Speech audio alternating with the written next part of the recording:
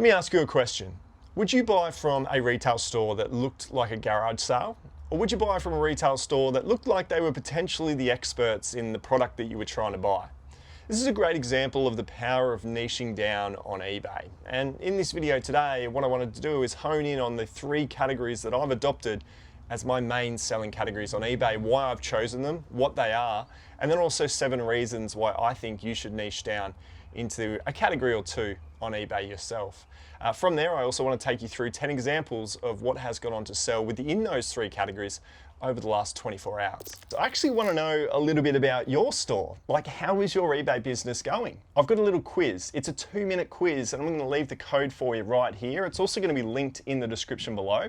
It's just a little poll, and it's going to give me a good gauge, a bit of a feel for how the community is going. It's also going to give you a bunch of information as to how to improve your eBay business as well. So feel free to check that link out. I'd love you to take it, see how your store's performing, and some areas of how to improve. All right, so here's a back-end look at my eBay business, and we've done about $90,000 this year, which is pretty much where it was sitting at this point after 269 days last year. So the numbers are looking really good, but what is pleasing is we've only sold 1,500 items. We're actually down 32% in sales. Because that is another talking point that we won't be talking about in this video today, but we've grown our average sale price by 48% and it's almost sitting at $60. So that in large part is the reason why this niching down process has been able to do as well as it has done. It's because we know a lot more about the product. We can demand the price that it's worth, which is ultimately going to be more money when you know more about the product, if that makes sense. So if we scroll on further down here, this is what I want to have a chat about here. We've got our top 3 selling categories on eBay. Now, as you'll see, 29% has come in video games, movies and TV. Basically what that refers to is DVD or Blu-ray. That's come in at 25%. And then a new category that I've really sort of tripled down on in 2025 is Pokemon cards. So 9.61%, we've done $8,500 odd, an increase in 265%. Now, under that, we've got jumpers and we've also got video game consoles. Look, ultimately, what we're doing is we're transitioning into the niche down effect that you can see here. If we add up these percentages, you're looking at 30 plus 25 is 55 plus 10, 65%. Video game consoles, DVD, VCR, combo players, all of these sort of electronics that feed into the DVD media category is all kind of intertwined as our top 3 selling categories. So, you know, add that all up, you're looking at about 70% of our sales this year just coming out of those 3 main selling categories. And like I said, later in the video, I'm going to show you why and what items are selling within those categories and how much they're selling for. And also we're going to use Flippedit, our finance tracking software, to show you guys exactly how much profit we've made on those items as well. But there are 7 reasons why I think that you should niche down yourself and achieve these sorts of percentages with your sales, all coming out of the same sort of a category. And I think the first one is sort of the time waster angle. You know, I used to waste a lot of time by going into a thrift store or a flea market or a garage sale, and I had this sort of broad awareness around, let's look for anything. It doesn't matter what it is, as long as I can make $1 on it. And I think when you first start out, that's a fair enough approach, because you really don't know much more than you're out there trying to find profit. But what I've been able to do is I've been able to hone in on these categories and get really knowledgeable on those categories, and therefore know exactly what I'm looking for. And I also know what I'm not looking for. So I say no to anything that isn't that. Now, out of those percentages we spoke about before, there is a 10 to 15% of my store that will always be misc items, random items that fall outside my main selling categories. And I'm not here to say I'm only sourcing these 3 categories for the rest of time. There is always going to be that lenience of experimenting into new categories, but it's only going to be about 10% of the work that I do. So when you guys see me out at flea markets and I get comments on my YouTube videos that are saying, oh, so much for niching down into those categories, well, it's more about just the 5 to 10% experimentation that I'm doing at the flea market just once a week. It's a very small portion of my sourcing. A lot of my deals get done through private picks where I'm building out networks, and we're going to speak about that a little bit later. Obviously, too, the power of niching is being able to build out a strong network. So the dead inventory angle is probably another reason as well why I think you guys should look at niching into a couple of categories. You don't really... There's always going to be dead inventory because you're buying items that you have no knowledge on and no awareness on. You probably haven't done too much product research on the item either, and they become just dead and stale items that aren't just going to sell at all. So I've had tubs down the bottom here just sitting in my inventory for so long. A lot of them, to be honest, and more so in the action figure category. I've tried to buy action figures thinking there was money in it. I've tried to buy hats in the past. I've tried to buy clothing. I am no expert in any of these categories. It was always going off gut feel and maybe knowing a brand or two.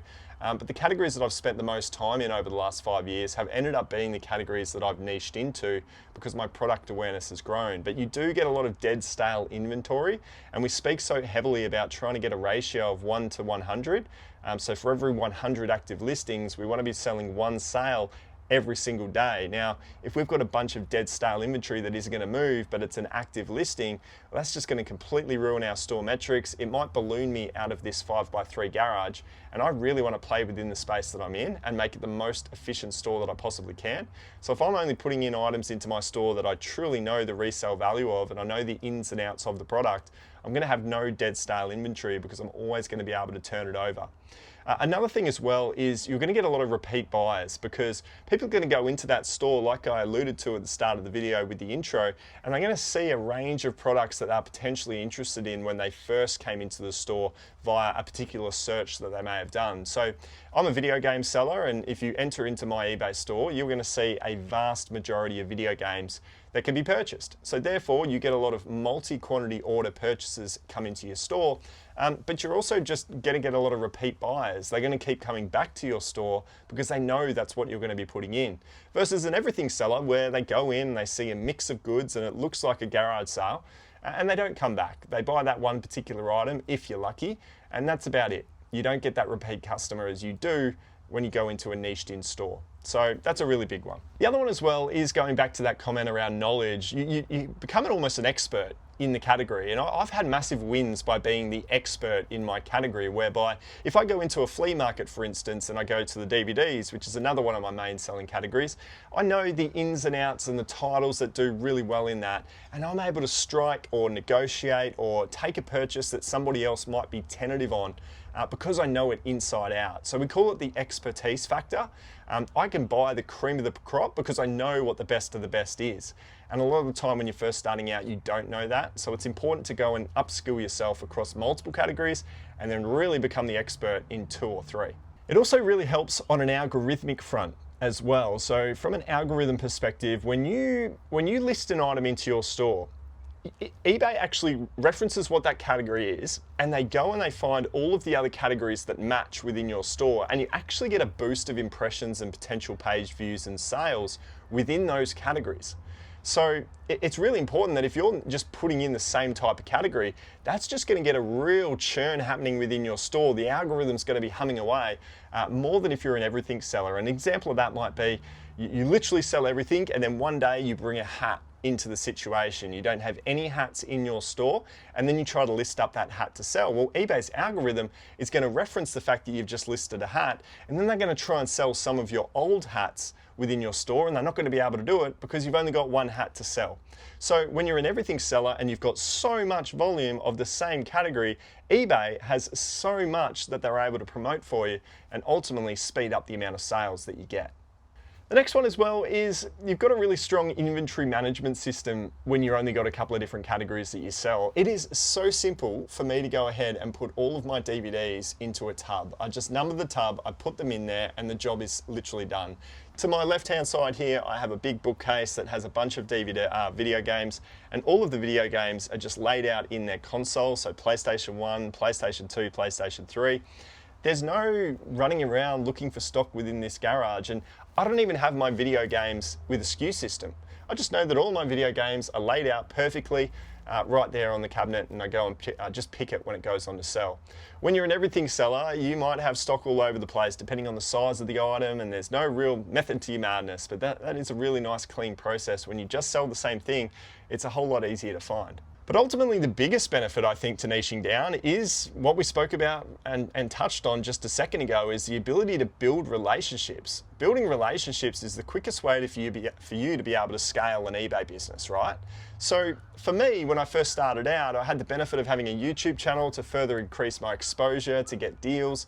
And the deals that I was doing was kind of to my own detriment, where I was literally buying everything off anybody that had stuff to sell, but that would cause all of the problems and the bottlenecks when I got back home because it wasn't efficient. But now I go out and people know through the YouTube channel that I just do those 3 selling categories in general, and I often say no to anything that isn't that. So when I get messages of people saying, hey, I've got some stock for you, funnily enough, it's always video games, DVDs, and Pokemon cards. By having personal direction about where my business is going, it allows the person that is potentially a supplier for my eBay business to be able to give me the stock that I want to give, I want to receive, I should say. So that relationship building aspect is huge. When you know what you're looking for, it generally comes around a little bit easier and a little bit quicker for you as well. All right, so let's have a look at some sales from over the last 24 hours. This stuff just turns over every single day like clockwork. And the first category that I want to talk about is the #1 category that we sell, which is video games. Now, as you'll see here, we've got Xbox 360, PlayStation 2, Nintendo Switch, and then we've got some even old school stuff like this one here as well on the Nintendo 64, Legend of Zelda. So we are using Flippedit. Now, Flippedit is a code that you can utilize, which is Flippedit10.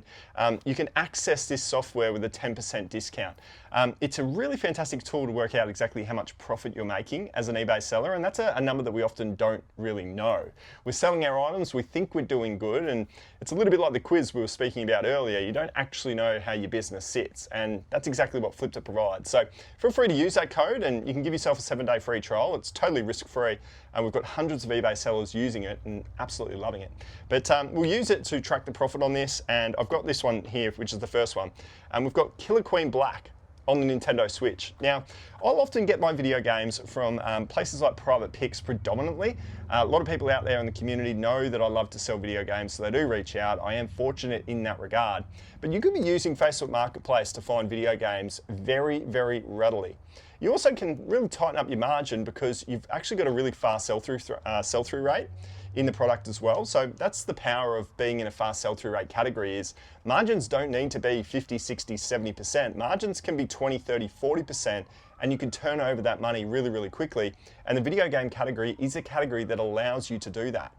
So I'm often paying up for video games because I know it'll simply turn over super fast. So this one here, the first one that we've got for you, the Killer Black, it is, okay. So we bought this one for $7.50 out of a private pick. We've sold it for $25 on eBay.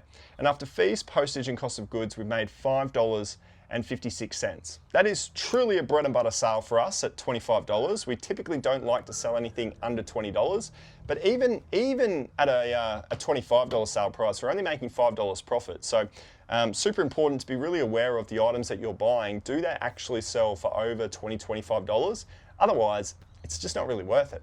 The next one that I've got for you here actually came through literally a couple of hours ago. This is Buffy the Vampire Slayer Chaos Bleeds. Now Chaos Bleeds was a pretty good sale. It was a $50 sale price that we got for that one. We bought it for $10 again out of a private pick. And we made $23.94 on that game there. Sell-through rate on that game was a couple of days. We only listed it a couple of days ago. And that is the large reason why I go ahead and I try to sell my video games, because the turnover is lightning fast. The next one that I've got here is a viewer that has purchased this one.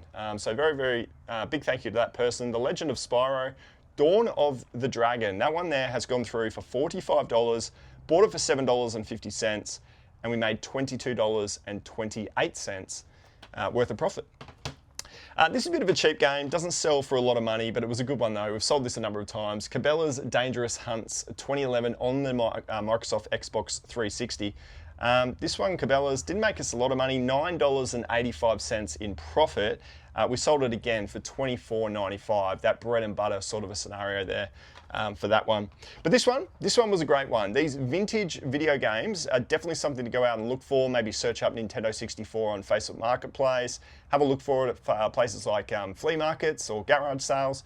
They sell really well, and these ones sell tremendously well. So this one here was a $70 sale, and we bought it for $7.50. We made $43.20 on that one there, which is tremendous. So that rounds it out for the video game category. There were 5 sales. We generally get 3 to 4 sales in this category the most, pretty much every single day. And it's about 30% of our sales. But that is growing. I envisage it to probably be about 50% of our makeup over the next couple of months. All right, from our number 1 selling category to our number 3 selling category, but again, I really anticipate this will boost as a percentage over the course of the journey. We have Pokemon cards. Now, we've had 2 Pokemon cards sell over the last 24 hours. This isn't as large amount of inventory as the video games and the DVDs. In our store, we don't have as many Pokemon cards listed, hence the lower number of sales. But I am trying to buy so much Pokemon, it's not funny. I was on Whatnot last night just buying 3, 4, 5 different orders of Pokemon cards in those live auction deals. And you're still able to make a great amount of money off Whatnot and profit on them as well. I'm getting some of them graded. There's so much that you can go down a rabbit hole with the Pokemon cards. Now, this one here probably isn't the best profit example, but I've got a Meowth here. This Meowth was from Team Rocket's set of cards. It's a Japanese card, 2025. Look, it is a rare card number 109/098. That number down in the bottom corner there of the card can give you all of your comp research on eBay. The story behind this card though was I bought it when I was in Sydney and I was at a card convention where I paid $60 for a mystery box, and this is the Pokemon card that I drew out of the mystery box. Turns out that it's not worth a ton of money. It's actually only worth about $45, and that's what I got for this card, a $45 sale price.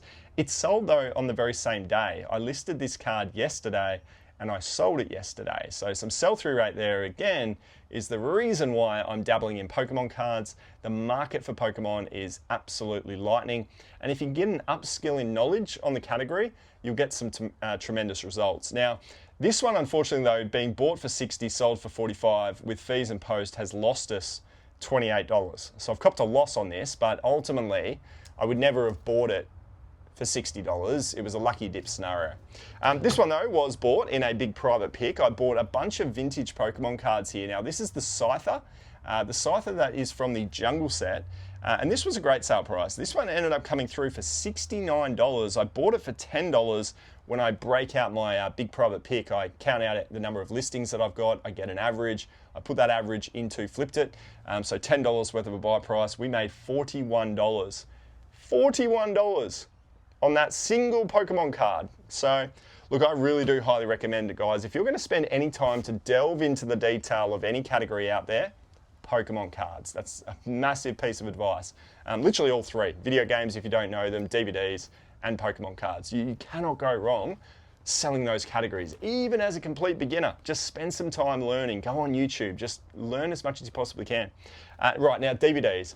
This is my tried and true tested winner, sort of the first category that I ever niched down into. I've been selling DVDs heavily. This has been the number 1, apart from this year, it's been the number 1 selling category for me in my eBay store since the beginning. Yeah, and this market has not slowed down. So if you're wondering about why do DVDs sell? Well, I asked myself the same question 5 years ago, but the data showed me that DVDs sold so well that I just had to keep buying them. And then 5 years later, here we are. They're still not slowing down. It's my number 2 selling category, only just behind the video games. And that's only because I've been sourcing more games than I've been sourcing DVDs. But they are still trickling over at a beautiful rate, and I absolutely love selling them. In the category, I'm always looking for the TV show series box sets. That's pretty much an average of what I've got for you right here with these 3 sales. Sabrina the Teenage Witch, a $49.95 sale price. Got it in a private pick for $10 on average, a $22.52 profit. So a fantastic sale there. This one was incredible. I bought this one on Saturday. Now this is Voltron. This is Voltron 4-disc collection of season 1 and 2. That one there will fit into a medium track post envelope for $7.50. But that has made us an incredible amount of money because I bought this for $4.16 on average. $65 sale price, $44.50 in profit, as it says on Flippedit. So that is incredible for a single DVD. The big guy here that I bought from JB Hi-Fi in a buy one, get one free special. Now I spent up for this. I bought it for $150. And that is a rule that I speak about quite often. Spend up for items because you can still make some great profit. Now granted, this actually did take 4 months to sell, which is a very slow sell-through rate for the category. It did take a while to sell, but it was priced pretty heavily. We got a $275 sale price on this one here. We bought it for $150, so after fees and postage, we've still made ourselves $67.59. So an incredible turnaround on that one there. Even though it did take a little while to sell, like I said, it's not the typical average. We're usually turning over our products within about 60 to 90 days. This one ended up being about 120, which isn't bad when we still were able to clock $275 worth of a sale price. So niching, guys, bit of a broad spectrum there, a bit of a devil of the detail in the way that we were talking about the 3 categories today, but I really want you guys to have a think about it. Go onto your eBay store, have a look at the top 3 selling categories right now and ask yourself, do you actually want to dive into that category? If not, spend a little bit more time experimenting on other categories that you potentially might be interested in going into the detail on, and get to know it inside out and make it the thing that builds your eBay business, because niching down has been powerful for me over the last 12 months. Like I said, there is that quiz, guys. I'm going to leave the quiz link for you right here. It'll just give you a snapshot on how your eBay business is going. If you haven't yet subscribed to the channel, it's our baby channel. We've got the Aussie Flipper main channel with 50-odd thousand subscribers. But this one here is our little one that we're trying to grow. So it'd be great to get you to subscribe. And I'm going to leave you with another video on the channel right here, which will be a bunch more advice on how to improve your eBay business. Thanks for being here for this one, guys. We'll see you soon.